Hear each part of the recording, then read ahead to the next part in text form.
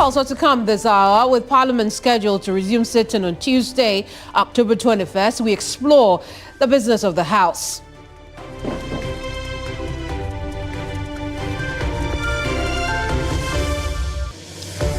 With some water treatment plants threatened by activities of illegal mining, the managing director of the company has revealed there's been significant improvement in surface stability, but riverbeds remain heavily silted, plus 64 million cedis used for dredging.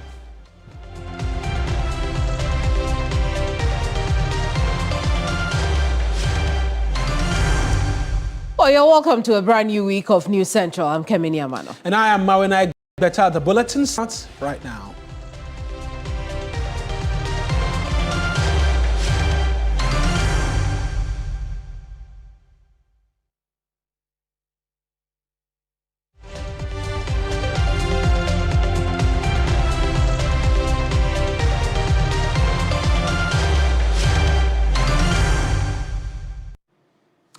Now, Managing Director of the Ghana Water Limited, Adam Mutawakilu, has admitted a significant improvement in surface turbidity, but riverbeds remain heavily silted. He was addressing the media in Accra a few minutes ago.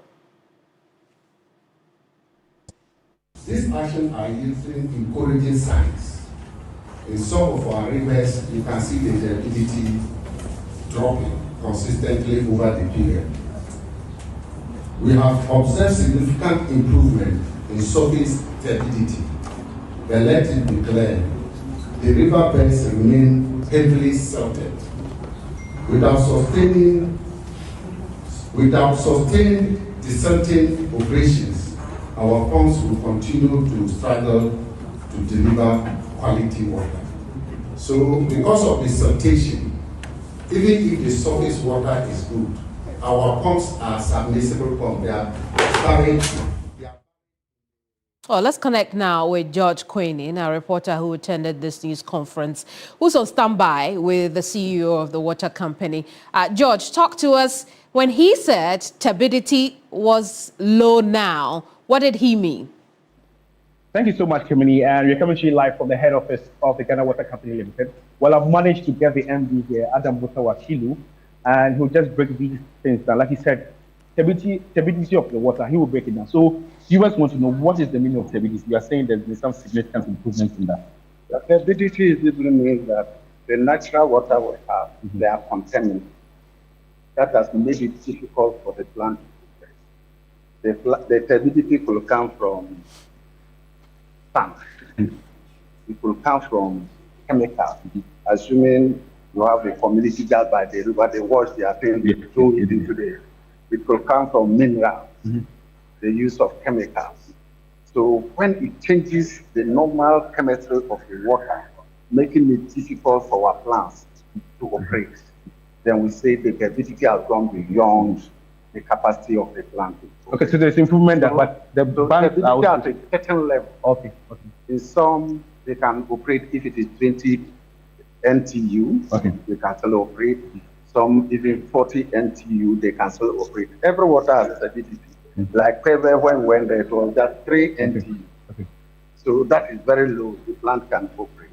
So when it goes beyond the capacity of the plant, then that is where we try out that the turbidity has gone higher than the treatment. I just got to realize that apart from Galamsey, construction, farming activity is also worrying operation. Very, very well. As I indicated, in Volta region, we have a problem at Peve. As at yesterday, they have to stop production. Because the rain has brought so much sand, and it has increased the turbidity because someone is constructing along the intake. Just along the intake. And it has also high turbidity, they have to shut down. And how will they cope? How will they get water? That means that is the challenge. That is the challenge. And that's why we need to work on this to make sure that the water, some construction, some sand winning, if you go to Tamale Dalong, it's not illegal mining. It's silted because people are doing sand winning for building of houses and other construction. So it has silted. If you go to Jambuse in Upper West, it has a lot of sand winning. If you go to Berekesi, the Okiriba is not that heavily illegal mining taking place. But it's okay. As we speak, in 2022, the World Bank said about 6 million cubic meters of salt is being deposited there. That is making it difficult for the plant to produce. Yeah, exactly. So, and because of that, instead of using alum, we have to use polymers. Which is expensive. Which is 5 times more expensive than alum. But do you fear there are times where we will have to import water? I believe that we have enough storage. Okay. For now. Okay. Thank God we need to protect the Volta lake. Okay. And I always believe that any type of water treatment plant to be constructed should be constructed along the Volta lake. Because turbidity is very low when it is in volume like pond. Okay. If you go to pond, because the volume of water there is huge, the turbidity is quite okay. Well, if you just I see, George, and just before you let him go, George, what about the chemical levels in the water? Okay, what's so Kemini wants to know the chemical. So Kemini wants to know the water levels in the water. But apart from that, I know you want to use some 300 million to do silt your plants that have been affected. So you're calling on corporate Ghana to do that. So let's answer this and come to Kemini straight today. We realize that Ghana Water alone cannot have that budget to execute. Those within our budget, we are doing it on our own, but it has gotten to a level where we have to call on corporate Ghana to help us. Because the present effort is in fighting, yielding results. I'll say that. Because as we speak, Kwanyako, the time I visited there, we couldn't produce. Now we are producing 100%. But what did we do? When we realized that the water that was coming was quite okay in terms of turbidity, we have to move the pumps up because we're using submersible pump, not surface or horizontal pumps. When we engineered and brought them up, it's producing 100% now. But at that level, as the dry season approaches, the water level will drop. How about if it drops below we have planted the pumps? And when it gets where it's salted, what can we do? But if we desalt, it performs 2 functions. One, we make sure that all year round we have water because we will be able to contain enough water for the whole year so that we don't dry out during it. 2, once it is deep, any cell that comes will quickly settle down and we can now pump water. So it will increase the volume of water at the reservoir, and 2, we'll be able to pump clean water. So briefly, Kemini wants to know the chemical levels of this water, just briefly. I can't tell. It changes with time. It's not constant. Sure. You see, the time we visited Kwanyako is over 9,000, 11,000, when it's supposed to take about 2,000 NTU. So the turbidity is not like fixed.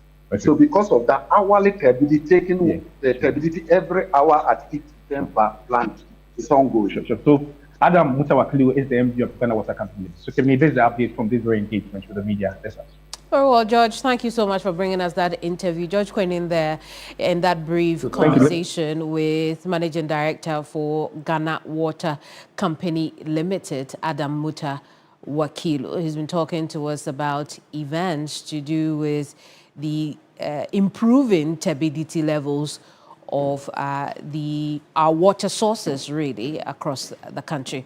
We can now turn attention to other stories.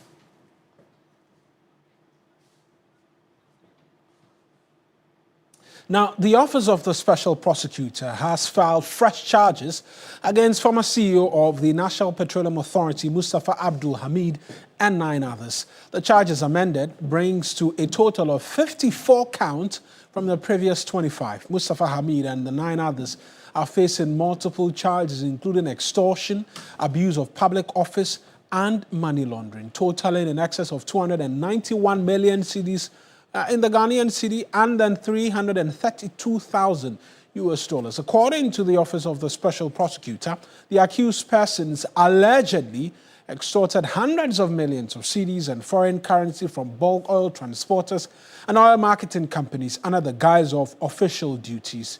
In court today, however, the accused persons were informed about an adjournment due to the unavailability of the judge. Let's connect with Lord Idwasari is my colleague in court for us this afternoon, because quite a number of issues. We also know that there's a development on the SkyTrain. But Lord, let's start from these amended charges as we've seen the Office of the Special Prosecutor file. Talk to us about it and what it means for the case.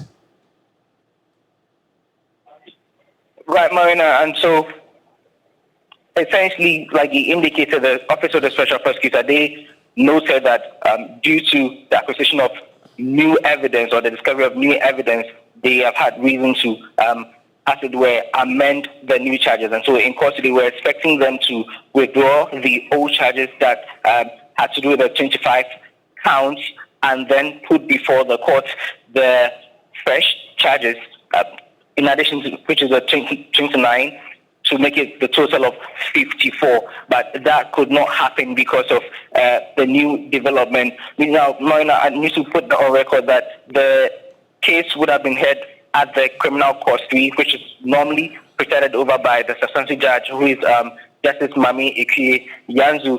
We are learning that she's been elevated to the Court of Appeal, and this was the reason why she was absent in court today. And so as it stands now, that court, Criminal Court 3, has no judge, and that was the reason why the case could not come off. Now, these new charges proffered against Mustafa Hamid and then the 9 others had to do with multiple counts of money laundering. You outlined some of the reasons, the 2 incidents of the monies, which was, as it were, with the...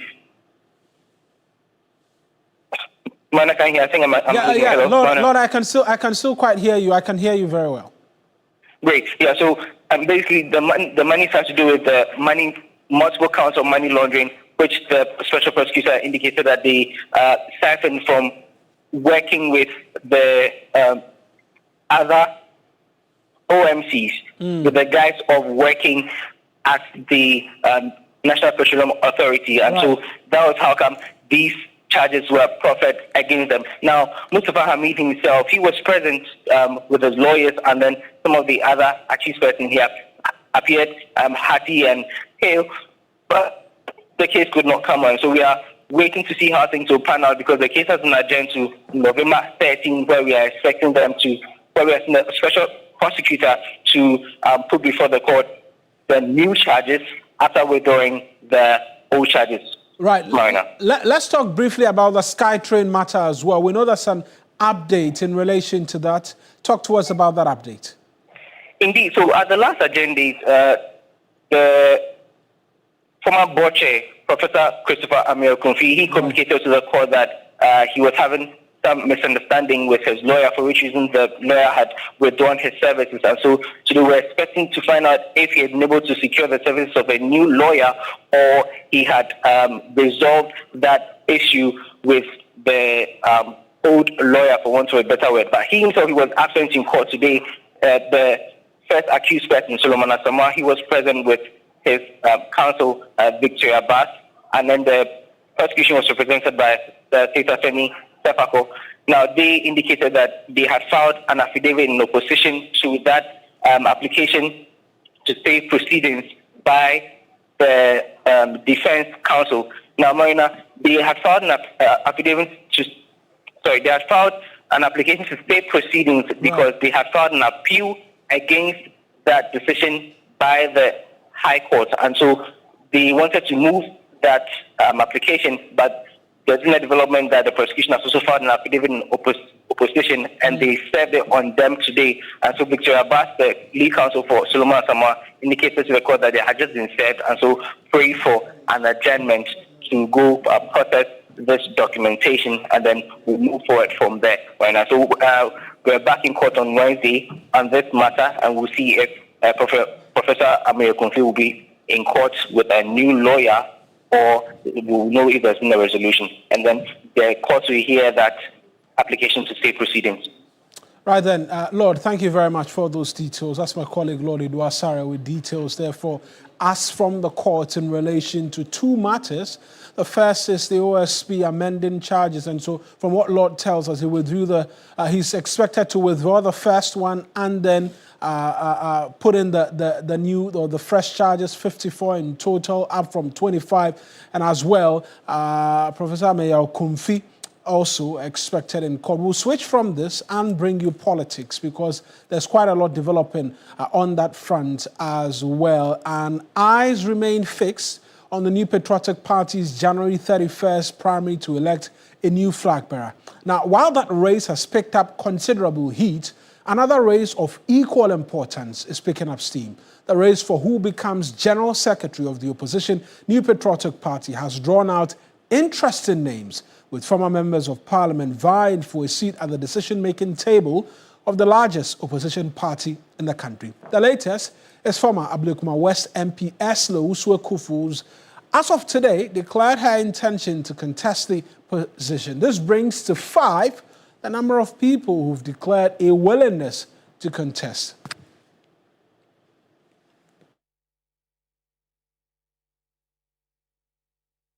We'll walk you through this afternoon details of the individuals who have decided to be a part of this. And I mentioned 5 of them.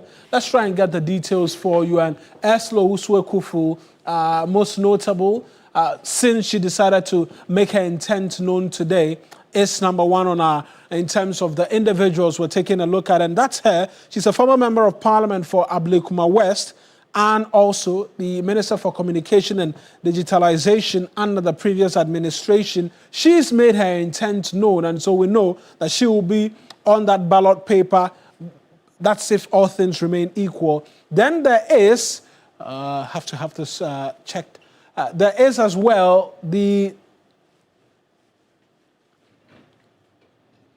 Justin Frimpong Kodia, who is the incumbent General Secretary of the New Patriotic Party. He says he's going to contest as well, and he will be a person of interest in this particular one as well. He's the man everybody will be seeking to beat, and that remains to be seen if it is the reality. Also, vying for that position, Eugene Boachi-Entry is a former member of parliament for the Subin constituency as well. He had made his intention known very early, very, very early. He continues as well to be a person of interest in this particular race.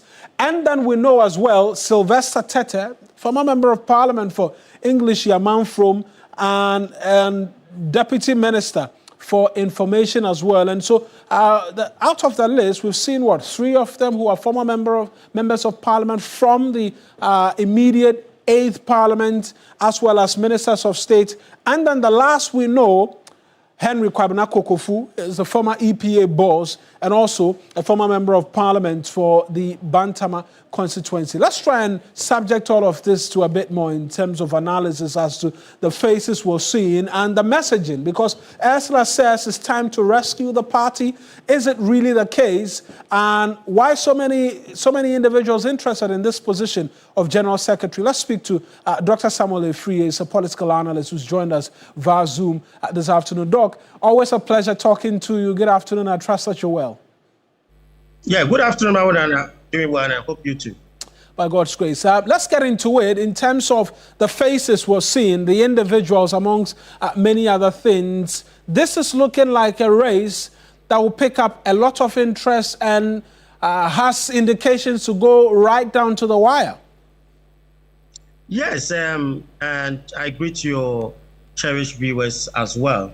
You know, after the MPP presidential elections in January 31st, then comes in for the national executives. And you know, that will also be one of the areas that will be keenly contested, especially all the positions. But you realize that for now, the secretary position is highly contested in terms of people that are coming in. And you know, all these positions, that is the general secretary, the MPP structure is quite different from the NDC, where the MPP, the general secretary, is at least the position that secretary, that the position of that one is it weights much power and also authority within the party structure. So if you hold that position, that means that actually you hold that the party as well.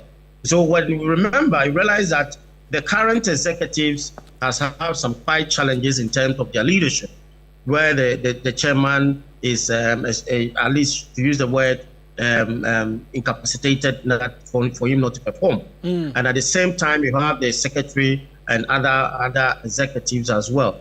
But their performance currently, realize that the national executive is not much up to expectation of the grassroots level. So now members of the party are yearning for people who can give them hope, who can put the party onto a system where a winning machine system for election 2028. So they want people who are capable, people who are skillful, people who have the experience. So it will not be for first timers that will come in to try. That is what the grassroots might be expecting. They want people who are well positioned within the party to carry on the party. But that is when we realize that for the general secretary for the MPP, I think it's a main dominated position all this while.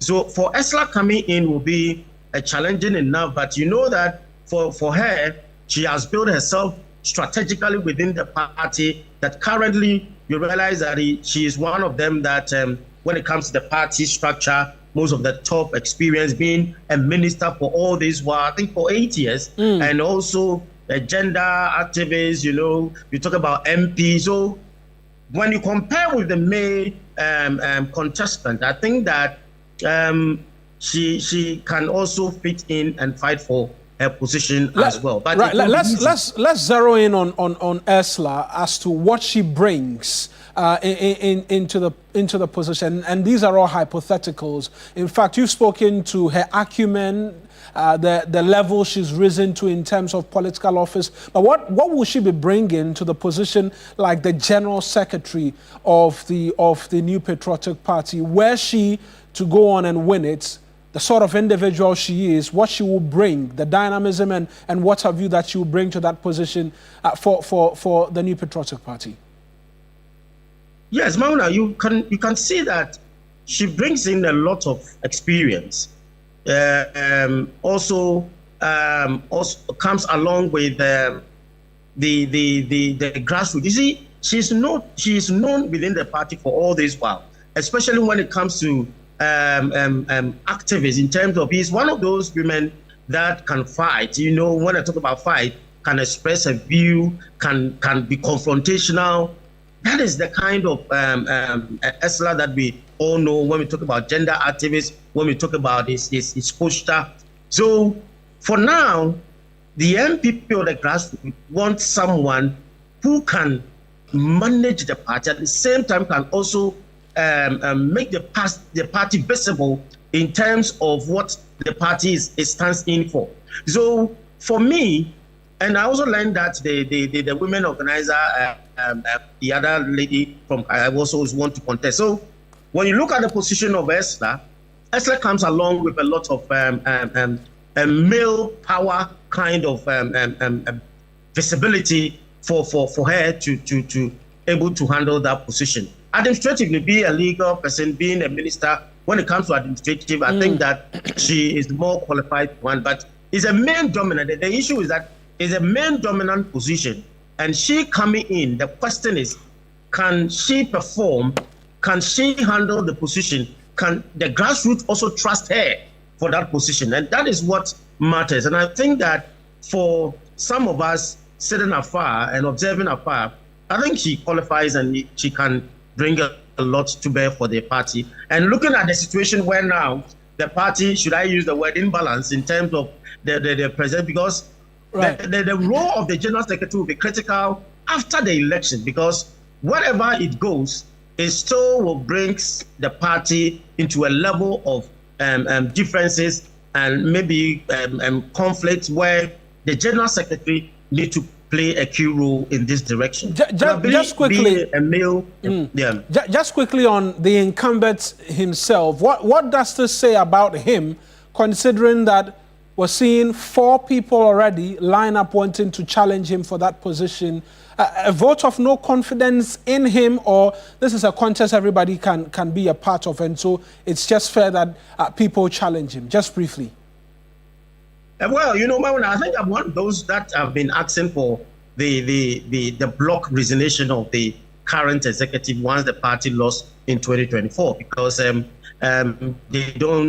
me, they don't, because if in your term the party has lost briefly and all the executives should have even apologized to the party members and resign on block and come along with an interim executive to even run these elections.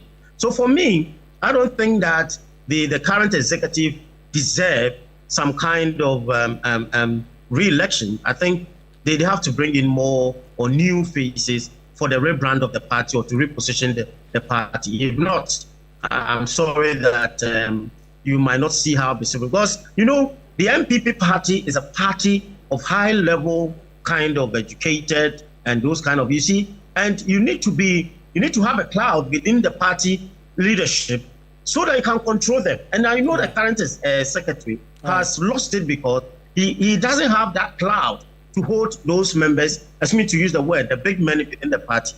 But I think you need a secretary that's tough, because I've been comparing the executive of the NDC and the MPP and realize that the MPP falls short of the kind of cloud that we are talking about.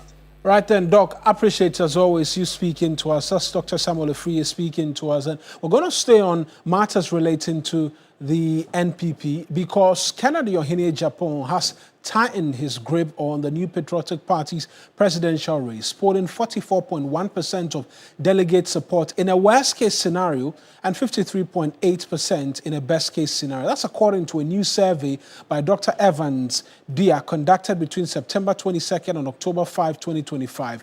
The research also puts Vice President Dr. Mahmoud Bawumia in second place with between 32.2% and 39.5%. Dr. Brian Echampon trails in third with between 6.3 and 8.3%. Dr. Yose Duchum and Kwabena Japan follow with modest gains, polling 3.2 and 0.9% respectively. Now, according to the survey, the former Assistant Central lawmaker could lead in 11 regions. Let's hear from Dr. Kusi as he explains his findings. It's a follow-up of the polls that we conducted from August. This was conducted from 22nd of September all the way to the 5th of October. And this one builds on August, so we'll look at whether there has been some changes between August and now. We are looking at the changes in terms of the candidate support across region, across constituencies, and also nationally. And we are looking at what is happening with undecided and then undisclosed. So the analysis is looking at the shift between the delegate preferences for the presidential candidates. What are some of the regional concentrations and the influence? Are there any strategic balance between the leading contenders? And then we run a true or dual model, which I explain to you very soon. Out of the 204,893 as at October 2025, we sampled a total of 26,150 delegates. Now, this is a 12.76 percentage representation of the total population. This means that it is quite significant enough, at the same time representative enough. Noble Crosby Annan is my colleague. He's joining us with a bit more in terms of the details from the... Crosby, did the good doctor explain how he came about these findings? Mawuena, so Dr. Kusi explained that this data he has gathered is from a sample of 26,150 delegates, and that, in fact, according to the number of delegates to vote in the NPP presidential primaries, it's about 12.76%, and he says that's a good representation, and he explained the dynamics of the research, and he's also emphatic that it is not 100% without bias, but it is also a follow-up of the August research he conducted, an update on the August baseline to know which changes have occurred from August up until now, whether candidate support across the regions are increasing, what are the shifts and the balances in the various constituencies of the various regions according to the preferences of the delegates, Mawuena. And there are concerns that his work may be influenced by some of the candidates coming on the back of his failed parliamentary bid on the ticket of the NDC. Did he explain that? Well, we asked him about it, and what he's telling us is that he is indeed an interested party, and he's an interested party because of the fact that he is a member of the NPP. In fact, he contested the just a parliamentary seat during the primaries, but he was not able to win the seat. And he's saying that although he's an interested party, the poll that the research has conducted is without bias. It is following strict ethical and research standards, and it is just to help himself to be able to make a decision as to which camp he should follow, which camp he should belong to. So it is also to help the candidates to pick it up and then strategize on how to consolidate their gains or build up from where they are losing.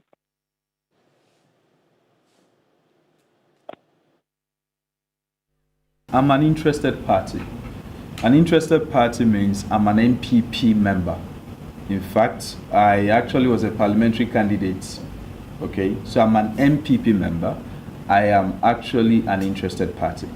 Now, being an interested party here is a matter of within the MPP, what are the delegates actually saying? So the first polls that we did, if you looked at all my media engagement or my public engagement, it was the fact that Camp A had called me, Camp B had called me. And I needed to make a decision if I'm joining Camp A or Camp B. The research was done for my own decision. In other words, with no engagement with Camp A or with Camp B. And then I went on to do, so the first one we did was 8,000, which was not public. And then I increased it further to 20,000. And when I did the 8,000, I saw some pattern I had not expected. Then I went to 20,000. I saw that same pattern. That is when we made it public. As of today, have I decided? Not yet, because as I mentioned, it's not predictive. It is actually as at a period. So I did a second one with my team. And the reason why we did a second one was to realize that are we having the same winning team winning again? Because I need to make a decision. And eventually, I can say it on record. I have not taken any penny, and anybody who knows me very well. Credibility is very important when it comes to some of these things. Do I have friends in Camp A? Yes, I have friends. Do I have friends in Camp B? Yes, I have friends. Do I have friends in Camp C, Camp D? I have friends because I'm an MPP member. And that's Dr. Kusi as well speaking. Earlier, my colleague Noble Crosby-Annan joined us via the phones. We're going for our very first break. When we return, that big subject matter is on our bill because the House returns tomorrow. Quite a number of bills expected, and as well the swearing in of some new members of Parliament. We'll get all of the details after the short break. Stay with us.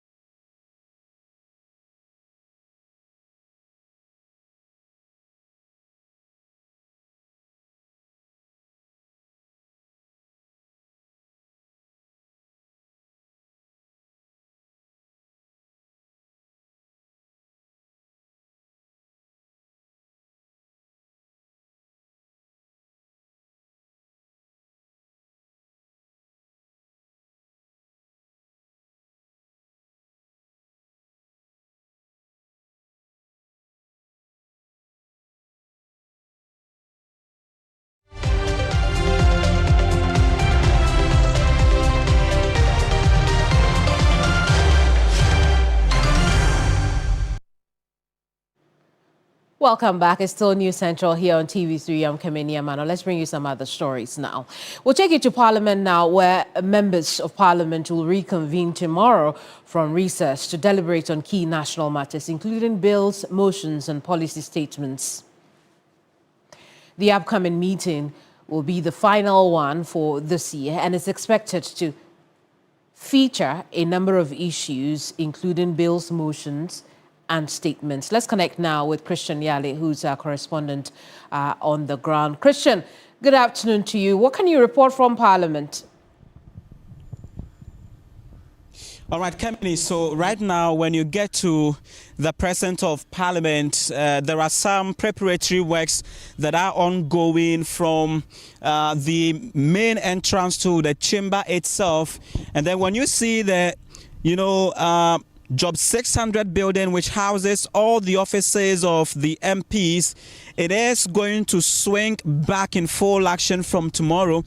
But of course, we know that over the period of the recess, some of the committees have been working, like the Public Accounts Committee, as well as the Committee on Local Government and Rural Development, which have been holding a number of public hearings, and even as well, a number of press conferences by the minority as well as the majority caucuses. But see, there are a number of key items, some which you've already mentioned, and the major one on the ticket of Parliament is the reading or presentation of the 2026 budget, which would give us a good understanding of how government intends to spend in the 2026 fiscal year.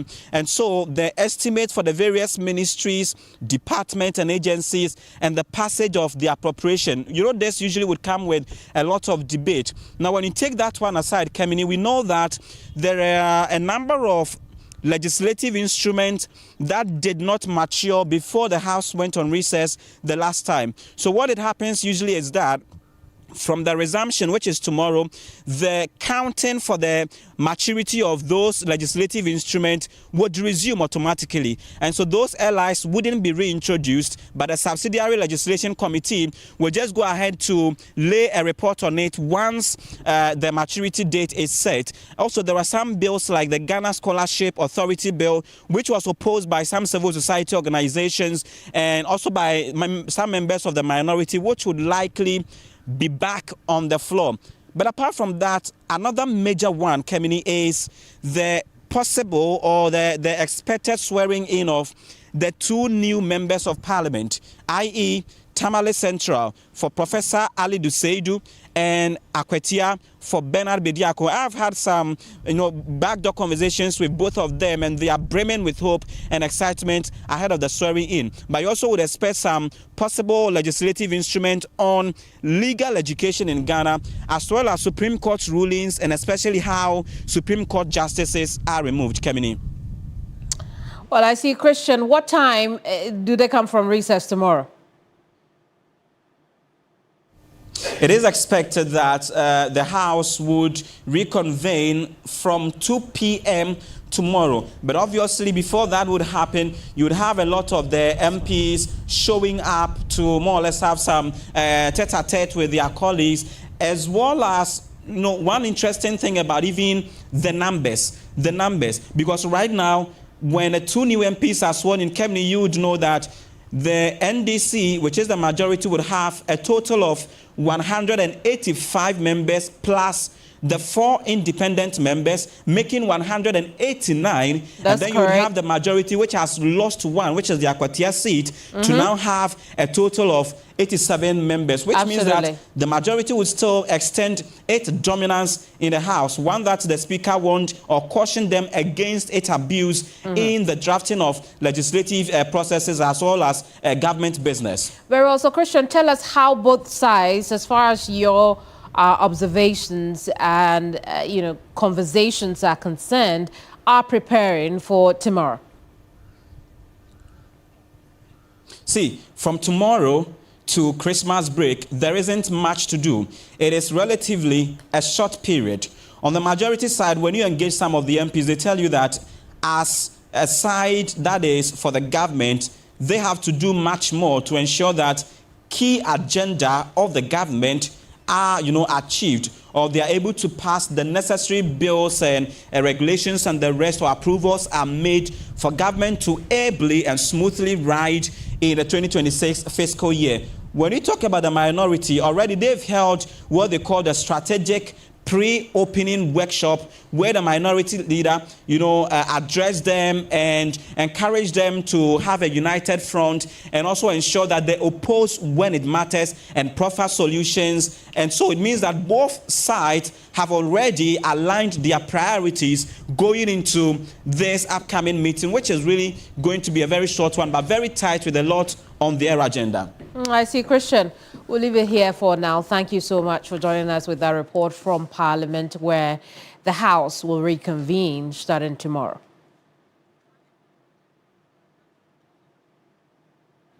And we're going to be bringing you a bit more in terms of news, but Christian with the details from Parliament for us, where, like we mentioned, the House is expected to reconvene tomorrow. But away from that, Western Regional Minister Joseph Nelson has urged security forces at the Elubu border to remain vigilant ahead of the Côte d'Ivoire October 25 presidential elections. The call comes after reports that about 1,500 Ivorians have entered Ghana in the last 3 months seeking safety. Irama Smith has more. Ivory Coast is scheduled for its presidential elections on October 25, and already isolated cases of disturbances are being reported. Also being reported are some Ivorian nationals moving into Ghana through the Elubu border and other unapproved routes. It is on this premise that the Western Regional Minister on a visit to the border cautioned the border security to remain vigilant. The situation is still very fluid, and so let's keep our eyes on, the inflow, so that we're able to check the security side of things, so we don't have any surprises. With your eyes wide open, so we don't get any criminals slipping through, the system to pose a challenge to us as far as our security is concerned. Deputy Commissioner of Immigration Joshua Kreku of the Elubu Command disclosed that these persons do not usually declare themselves as asylum seekers upon entry, but often later appear in refugee camps. Rationally, people are taking precautions by leaving the country to find safe havens, and then maybe after the elections, if everything is fine, they go back. So we have also noticed that the numbers are going up, maybe, but there isn't a situation where people are carrying their bags to cross the border to go there.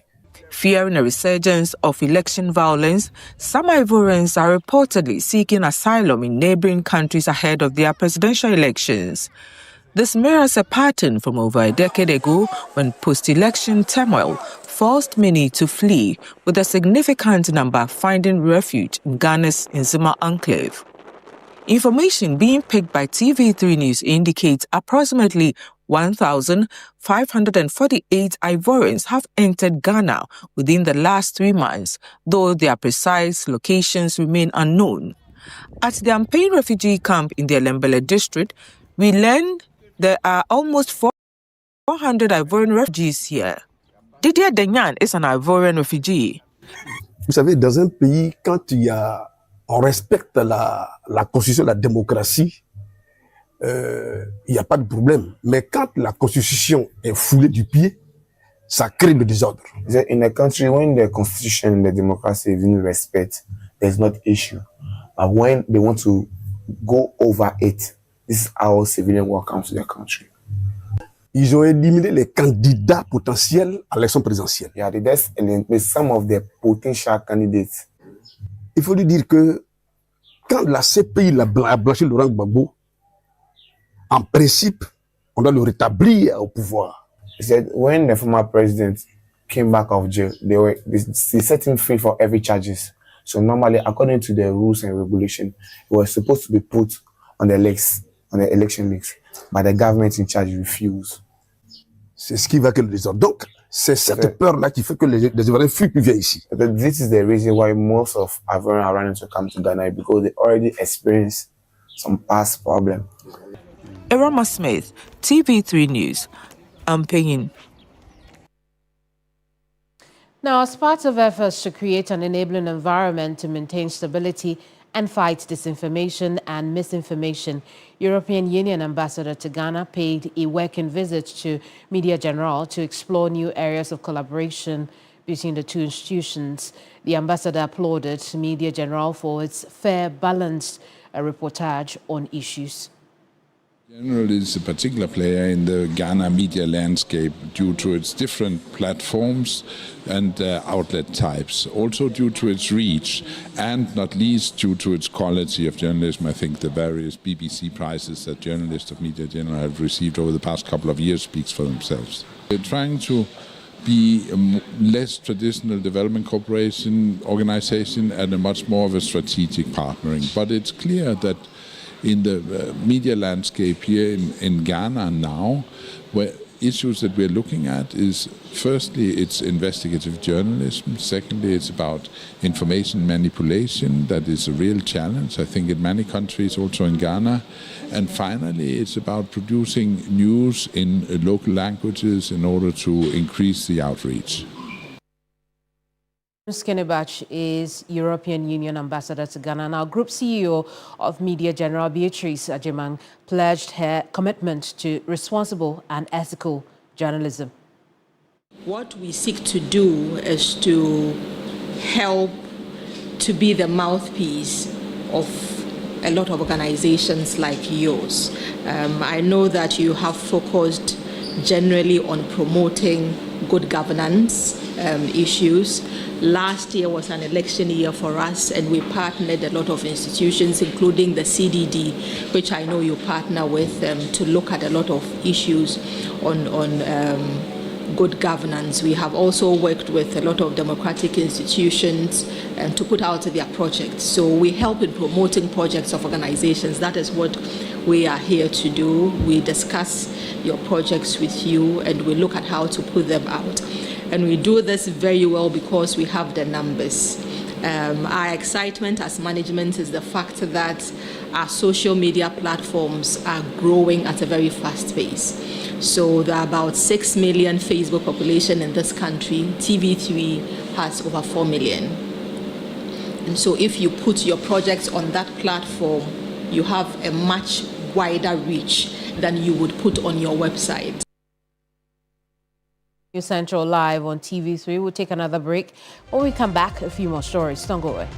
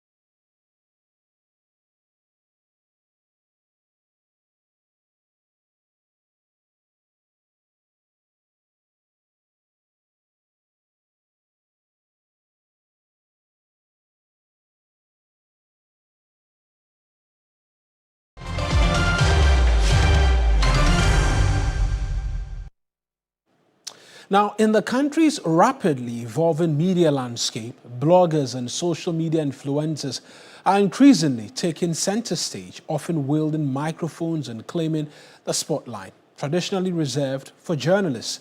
The phenomenon has sparked debate about the blurring lines between professional journalism and citizen journalism.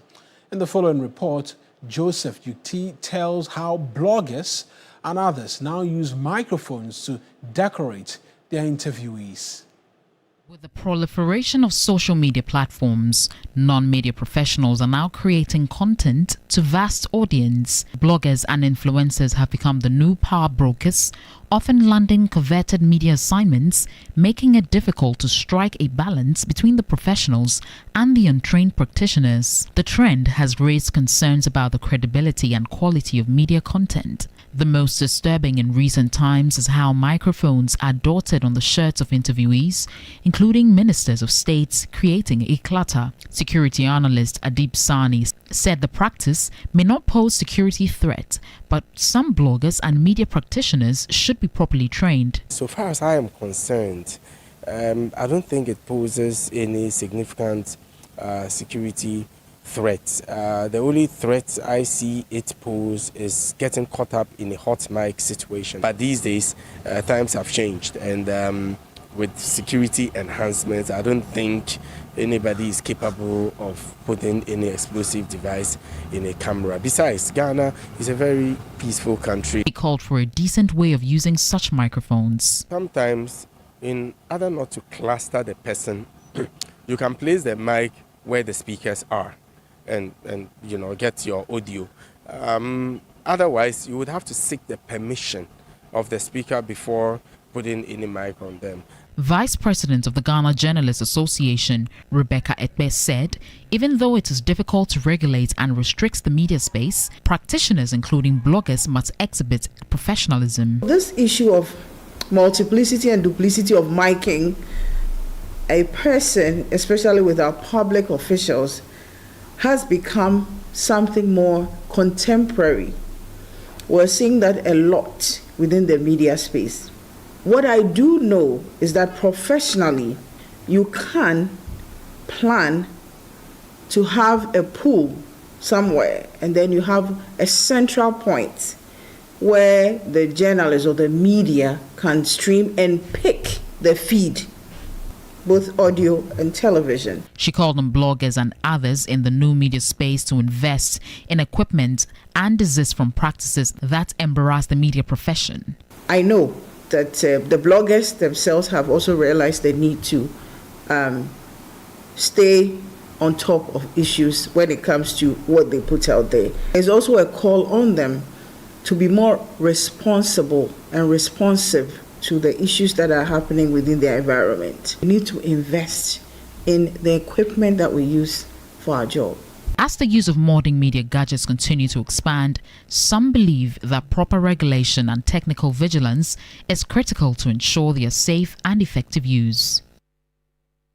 Now, for many farmers in Ghana, government programs and policies such as Feed Ghana program will ensure agricultural transformation, boost domestic production, improve food security, and reduce import dependency. With climate change as a key limiting factor in achieving sustainable agriculture, especially in the northern part of the country, farmers want governments to ensure timely access to farm inputs and implement. The Feed Ghana program was officially launched by President Mahama in April 2025 in Techiman. The goal of the program is to address challenges like low productivity and high food import costs, thus ensuring food security and propelling economic transformation through agriculture. Key components include support for various crop and livestock development, establishing farmer service centers, enhancing value chains, and promoting agribusiness for youth. Alhaji Isaaku Mahama is a commercial farmer in the Karaga district. He's been into commercial farming since 1997 after he exited parliament as the first member of parliament for the then Gushegu Karaga constituency. For him, the Feed Ghana program, if carefully implemented, will be a game changer in the agricultural sector. As a farmer, I would like government to be more proactive to introduce every crop desk officer so that government can take stock data on crop by crop so that sustainability and efficiency of production will be adhered to, and then the program thereby succeed. Like Alhaji Isaaku, Many farmers have lauded the flagship Feed Ghana program. They, however, want government to ensure that farm inputs are made available at the right time. Government should try to help us with support, maybe soft loans that can cushion us to do our farming. All the inputs that we use in the farming season is not an easy task because it's too costly. Things are costly. Buying fertilizer, chemicals, and other things are not easy. Look at how the farm is very neat because we keep on applying those chemicals and fertilizers to it so that we can get a good yield. On institutional farming under the program, the Central Gonja District Assembly has cultivated over 30 acres of maize, which is due for harvesting. There's a need to go beyond training, sensitization, and possibly facilitating farmers to benefit and implement these policies. But rather, the institution as an assembly should be model institutions, implement the programs for other institutions and farmers to witness. And that is how come this farm was established. With recent reports of farmers experiencing glut due to unavailability of buyers, government must ensure there is ready market accessibility for farmers. This will ensure that more people venture into agriculture, creating jobs and reducing Ghana's dependence on high food imports. A reduction in import costs will in turn help strengthen the Ghana cedi and improve the purchasing power of Ghanaians by lowering food costs. Christopher Mwako, TV3 News, Karaga. That's our man Christopher in the northern part of the country for us, bringing us to the end of today's edition of The Bulletin. I am Mawuena Egbeta. And I am Kemini Amanor. Next is the afternoon show. Bye-bye.